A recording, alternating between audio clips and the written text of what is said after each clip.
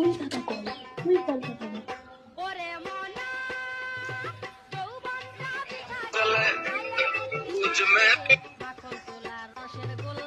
Hello, কি করছো? আমি যে তোমার চিরদিনের আগো সাথী। হ্যালো, কি করছো?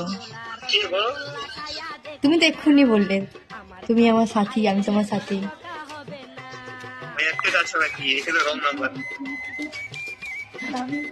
আমি যে কে তোমার তুমি তা বুঝে নাও কে আমি।